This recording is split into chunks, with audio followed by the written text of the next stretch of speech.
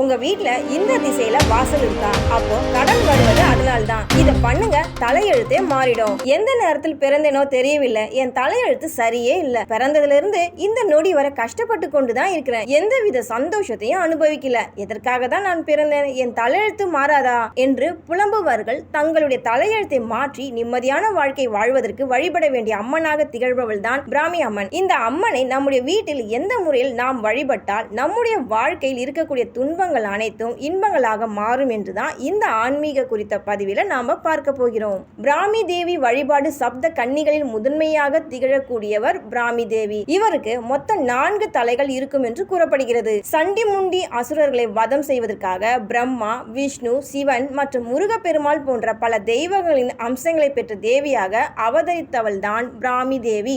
பிரம்மனின் மறு அவதாரம் என்று கூட நாம் இவரை கூறலாம். அப்படிப்பட்ட பிராமி தேவியை நாம் வழிபடும் பொழுது நம்முடைய வாழ்க்கையில் இருக்கக்கூடிய பிரச்சனைகள் அனைத்தும் நீங்கும் என்று கூறப்படுகிறது. இந்த அம்மன் மேற்கு பார்த்த திசைக்கு அதிபதியாக திகழ்கிறாள். பிரம்மனின் மறு அவதாரம் என்பதால் பிரம்ம முகூர்த்த வேளையில் இந்த அம்மனை நாம் வழிபடும் பொழுது நமக்கு பல அளப்பரியாத நன்மைகள் ஏற்படும். அதேபோல் மேற்கு திசை பார்த்தவாறு வாசல் அமைத்த வீட்டில் குடியிருப்பவர்கள் அந்த வீட்டில் எந்தவித நன்மைகளும் நடைபெறவில்லை என்று வருத்தப்படும் பட்சத்தில் பிராமி தேவியை வழிபட்டால் அந்த வீட்டில் அனைத்து விதமான நன்மைகளும் நடைபெறும் என்றும் கூறப்படுகிறது. இப்படி மேற்கு பார்த்த வாசல் இருக்கும் வீட்டுக்காரர்கள் தங்களுடைய நிலைவாசலில் தீபம் ஏற்றும் பொழுது ஓம் பிராமி தேவியே நமக என்று கூறியவாறு தீபம் ஏற்ற வேண்டும்.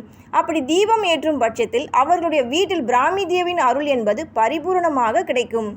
தலையெழுத்தை மாற்றுவதற்கு பிராமி தேவியை பிரம்ம முகூர்த்த வேளையில் நாம் வழிபட வேண்டும். தங்களுடைய வீட்டில் பிரம்ம முகூர்த்த வேளையில் எழுந்து சுத்தமாக வீட்டு பூஜை அறையில் 2 தீபங்களை ஏற்றி வைத்துக் கொள்ளுங்கள். பிறகு ஒரு சிறிய தாம்பல தட்டை எடுத்து அதில் சுத்தமான தண்ணீரை ஊற்றி அதில் மஞ்சள் தூளை நன்றாக கலந்து அந்த தீபத்துக்கு முன்பாக வைத்துவிட்டு ஓம் பிராமி தேவியே நமக என்ற மந்திரத்தை 108 முறை உச்சரிக்க வேண்டும். இப்படி தினமும் 108 முறை பிராமி தேவி 48 நாட்கள் வழிபடுவர்களுக்கு அவர்களுடைய தலையெழுத்து நல்ல விதமாக மாறுவதற்குரிய வழிகள் கிடைக்கும்.